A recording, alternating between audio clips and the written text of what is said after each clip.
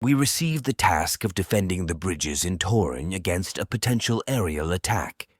The enemy action was expected due to the movement of a significant group of our forces across the Vistula.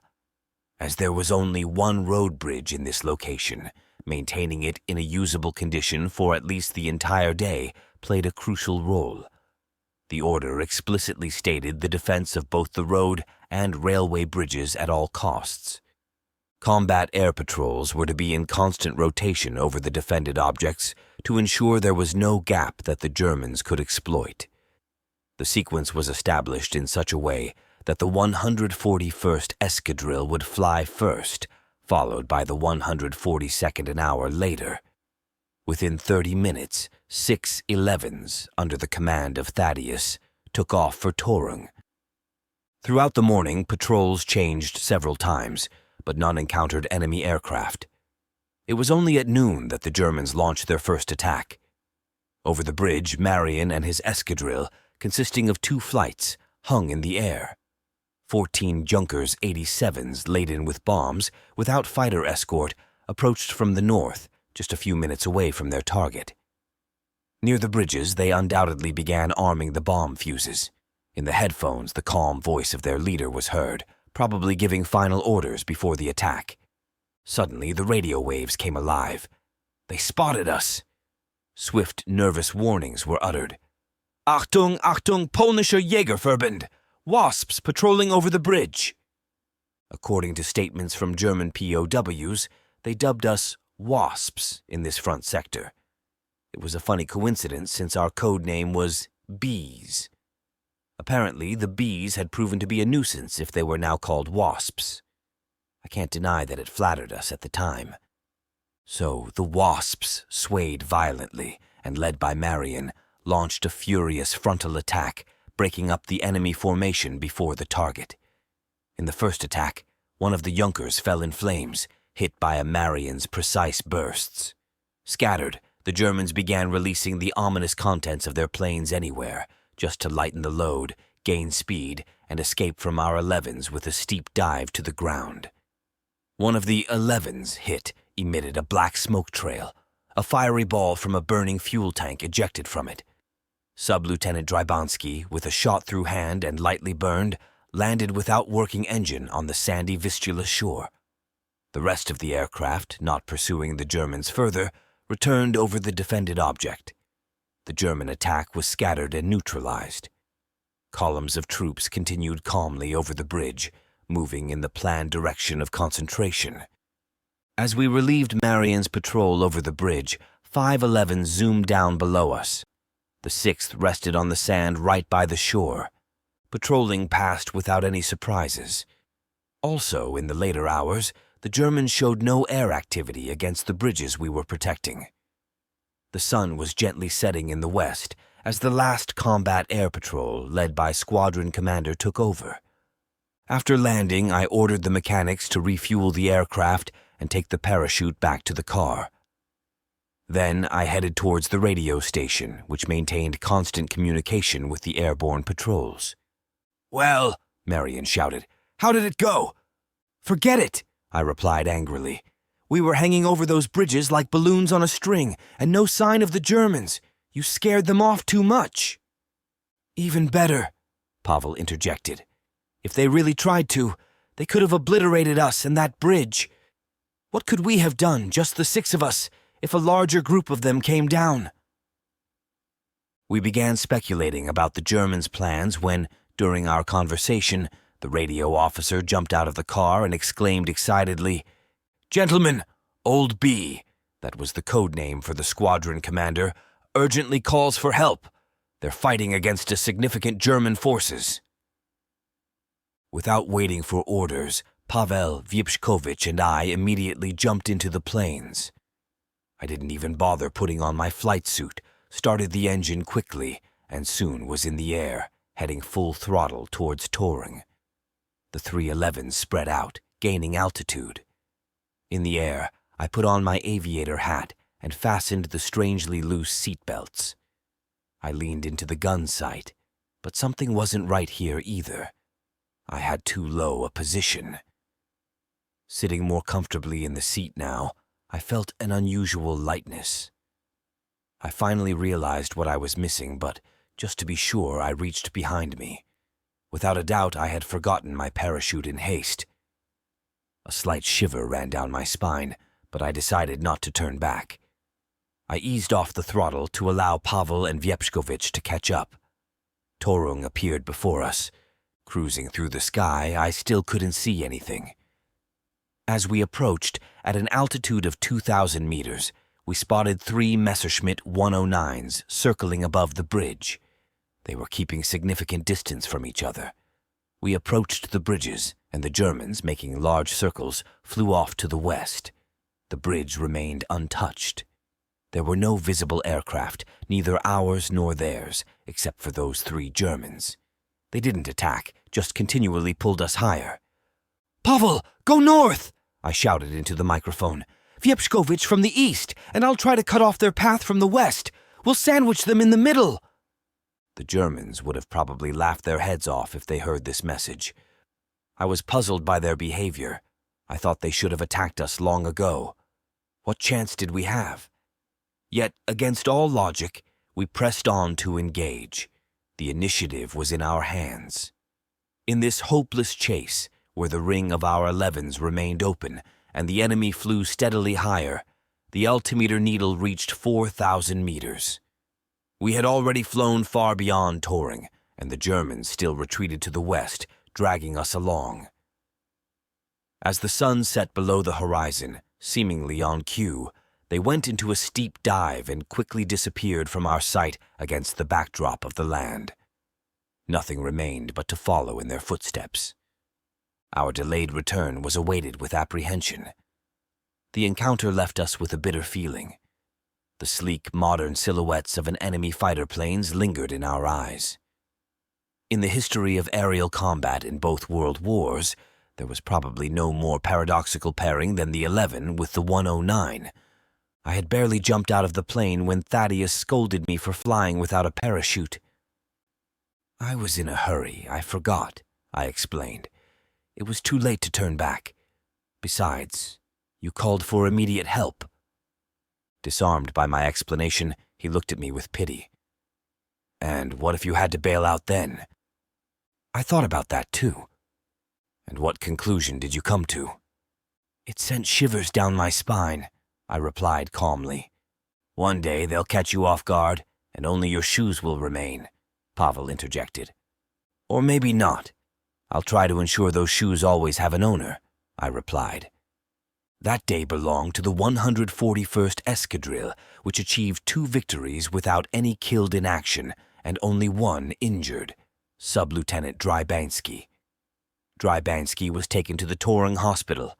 The damaged 11 had to be abandoned, as there was no time and means to transport it to a safe location. Meanwhile, the squadron commander was already issuing new orders related to another change of the airfield. All aircraft were to be ready for flight early in the morning. During the night, the remaining troops crossed the bridge without disturbance from the enemy and took new positions. After a week of fighting, we had to part ways with our army. It remained isolated, without defense and cooperation from the Air Force. The order instructed the squadron to be transferred to a pursuit brigade, composed of 2 Warsaw squadrons and 1 Krakow escadrille. The new destination was southeast of Kazimierz on the Vistula in the Belzec estate. This time, we had to make a larger leap from Pomerania to central Poland. For the airborne unit, the task was not too difficult, nor the distance significant. However, the prospects for the ground crews were more challenging and full of obstacles, not always foreseeable. Along the entire route, they were exposed to air attacks.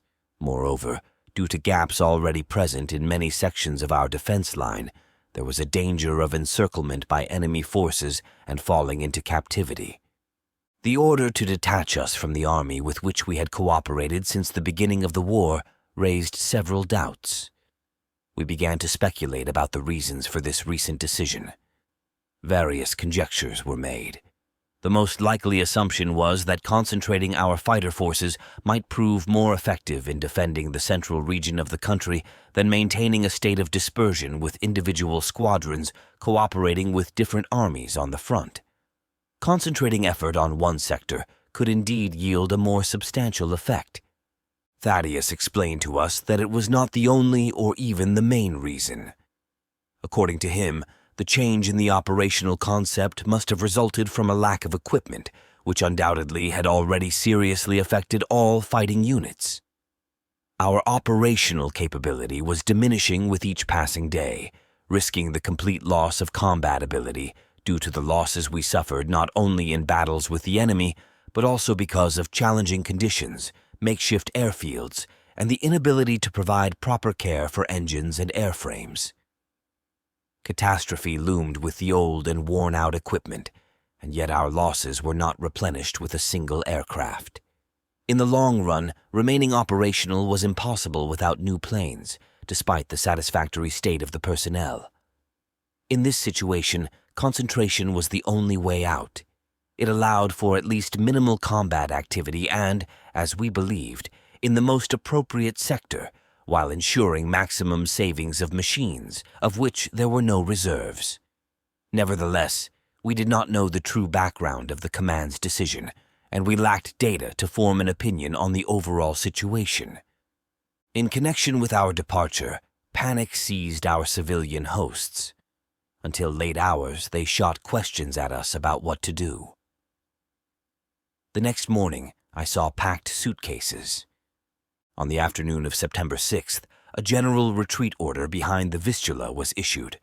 The image of the Polish defense situation was becoming increasingly clear and tragic. Under the German strikes, the Polish front was broken in many sectors. The battle near Piotrkow on September 5th ended in the defeat of the Prusy army under the command of General Dom Biernacki. The road to Warsaw was open. German forces surged through Rawa Mazowieska towards the capital, while Łódź came within the enemy's reach. On the southern front, Polish units were forced to withdraw to the Dunajec River, and in the north, the enemy crossed the Narew and advanced towards Modlin Fortress. Thus, the Narew River ceased to be the line on which Polish defense against the northern push was to be based, while simultaneously relying on the Vistula to the west and the Dunajec to the south. The deadly noose was tightening more and more. The air was calm. A slight breeze gently rocked the plains. We were flying in a combat formation on a southeastern course behind the Vistula towards Kazimierz. The horizon was becoming increasingly blurred. Closer to Warsaw, lying off the route, the sky's slope turned increasingly gray and dirty. Everywhere, as far as the eye could see, we saw traces of wartime activities. The entire landscape was shrouded in the smoke of burning cities, towns, and villages. For the Hitlerite Luftwaffe, they represented important military targets. Under our wings, the ruins of poor peasant cottages and destroyed homes in small towns slid by. Brutal violence brought death to people and ruin to the country. A crime was being committed, to which the whole world remained mostly indifferent. The sharp smell of burning irritated the nostrils. We felt bitterness on our lips and a painful burden in our hearts. This helplessness humiliated. Feelings of overwhelming pain, powerlessness, and doubt alternately overwhelmed us. We learned to hate. Fingers unwillingly caressed the triggers of machine guns. From the haze of smoke, a narrow, silvery strip of the Vistula emerged. Ironically, the river had narrowed its channel and, lazily flowing, shimmered with shallows. Summer passed hot and dry. Even nature was against us. The river, which was supposed to play the role of a natural defensive line, had turned into a shallow stream, incapable of posing any serious obstacle. Below us, on the right, lay the picturesque Kazimierz. We landed a few minutes later on the hard gravel of the Belzec estate. Machines were hidden in a dense hazel thicket. Upon the order of the pursuit brigade commander, mechanics from the 3rd Warsaw Squadron and the Krakow Escadrille, who were to service us until the arrival of our ground crews, immediately began covering the identification marks on our planes. The first friction occurred because we didn't find this excessive caution necessary at all. Each escadrille had its traditions, its pride. We were very attached to our marks, especially since we had already achieved several victories under them. However, the beloved ducks with spread wings of the blue 141st and the green 142nd Escadrille disappeared. The visible sign of our strong bond, making us a cohesive unit, vanished. Now it was difficult to recognize even each own aircraft. They ceased to differ from each other in any way. They were now somewhat gray, as if lifeless. I also lost my 64 side number, so I decided to give my machine a name. Zosha. I wrote it by hand with white paint on the fuselage to make it easier for me to find my plane among the others. Unfortunately, the christening took place without the presence of the godmother, and the traditional champagne bottle was also missing. Instead, I was accompanied by numerous taunts from colleagues who considered my idea evidence of unwavering sentimentality. Near the command post, which was located in an open area in a large tent, I met my school friends, Tolek Łokuciewski, Mirek Feric, and Jan Daszewski, commonly known as Mr. Antosh. I hadn't seen them for a year since leaving Air Force Academy in Demblin. "Hey," Tolek greeted me. "You're still alive? I see that the Krauts haven't tanned your hide." "A bit too early for that," I replied, greeting old friends. "Meanwhile, the fortune is on our side." "And where is Zumbach?" "He's been in the hospital for a month. He crashed, has a broken leg, and now he's resting.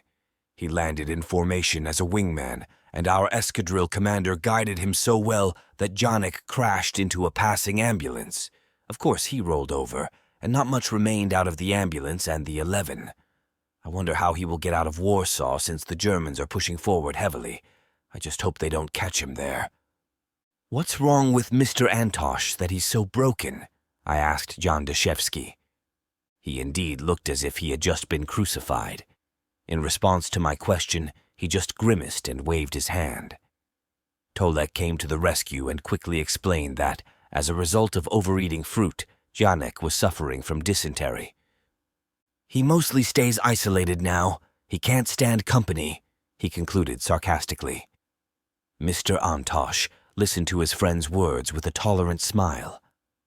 The pursuit brigade, to which they belonged, operated in defense of Warsaw from makeshift airfields near Zielonka in the first days of the war. Its pilots fought their first battles with varying success over Warsaw and its surroundings. Tolek recounted with humor. It varied. Some of the Frits were shot down on the outskirts of suburban Warsaw, but they also gave us a hard time. A few of us died, a few were injured. Feric already dangled on his parachute. Another matter is that it was a good trick. The German just shot off his stick. My prolonged, surprised, "Oh!" prompted Feric to continue. I was so bewildered that at first, holding the shot-off stick in my hand, I couldn't even figure out what had happened. Meanwhile, the plane was going into tailspin. What was I supposed to do? I couldn't just stick my finger in. I barely bailed out, but maybe it's better this way because there were Germans all around.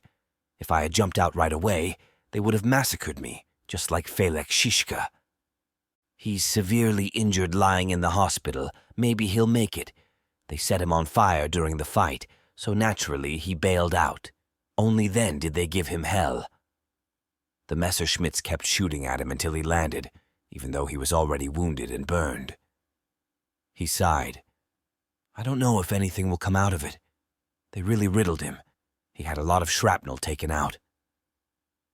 We chatted a bit more about the superiors standing nearby. I recognized among them our commander from the academy, Shnuk. He was talking to Pamua, who was the initial commander of the brigade, but had an unfortunate encounter with two 109s and, as Tolek said, had to bail out with burned arms. Tolek also praised his squadron commander, Captain Krasnodemski. The Germans had already shot him down as well, but despite the burns, he didn't want to go to the hospital. Although he couldn't fly, he still commanded the squadron. "They've slaughtered you quite a bit," I remarked. "As far as pilots are concerned, we didn't lose too many, but the loss of planes was much greater," he replied. Thaddeus interrupted our chat, announcing a new task. We had to part ways. From afar, Tolek shouted at me, "Just be careful with this shoe ownership situation. We'll need a fourth guy in the evening." I thought to myself that we would have to assemble a delegation. No word was spoken about poker, but we understood each other perfectly, and I had no doubt that the fourth guy wasn't needed just for bridge. During the patrol, we did not encounter the enemy in the air, and we had to settle for the site of smoke-covered Warsaw and the completely cratered Demblin Academy airfield, as well as the remnants of Garwolin, which could now only be found on the map. The small town was dying in flames. The day passed without any special events, but there was a certain excitement felt, which only subsided in the evening. Tales of battles had no end, and soon they turned into discussions about air combat tactics in general. On an unknown makeshift airfield in Bełżec, a new fighter tactics were born. New ways of air combat were developed, which we would later use in further battles, just not over Poland. We were the first of fighter pilots on whom the entire power of modern German aviation fell. As the first ones, we gained experiences that were bloody, but also allowed us to draw conclusions, sad conclusions as they may be,